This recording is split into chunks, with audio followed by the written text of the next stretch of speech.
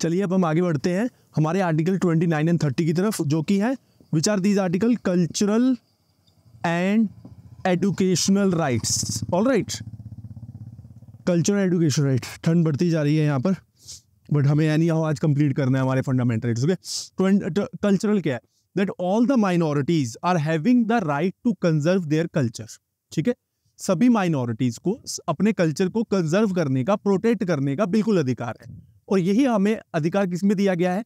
और under the article 29। And furthermore, no citizen shall be denied admission to any educational institution which is maintained out of the state. ठीक है ना, जो institution state चला रहा है, केंद्रीय विद्यालय, सर्वोदय विद्यालय, प्राइवेट स्कूल, यहाँ पे किसी को भी धर्म के आधार पर नहीं रोका जा सकता एडमिशन लेने के वक्त। ठीक है, और दूसरा है article 30, that is the right of minority establish educational institution of the choice, कि जो माइनॉरिटीज हैं वो अपनी पसंद के एजुकेशनल इंस्टीट्यूशन भी बना सकती हैं, उन्हें पूरा अधिकार दिया गया इसमें।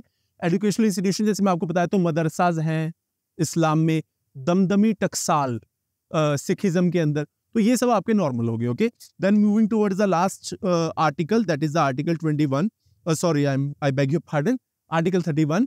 What is article 31? It was the right to property. ध्यान से समझेंगे, पहले ना लोगों को फंडामेंटल राइट टू प्रॉपर्टी था, मतलब कि जो प्रॉपर्टी लेने का आपको मौलिक अधिकार है, बेसिक राइट है, आपका फंडामेंटल राइट है।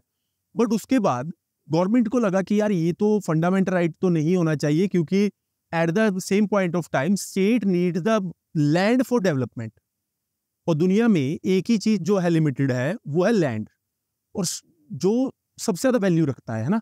तो अब स्टेट को लैंड किस लिए चाहिए? डेवलपमेंट, ये सड़कें बनाने के लिए। ठीक है, ये पहाड़ों में इतनी बड़ी बड़ी सड़कें निकाल दी हैं, परियोजना प्रोजेक्ट्स है, 4 धाम के, इंडस्ट्री लगाना है, उद्योग लगाना है, उसके लिए लैंड चाहिए। लोग तो देंगे ही नहीं, दिल्ली में मेट्रो को एस्टेब्लिश करना है।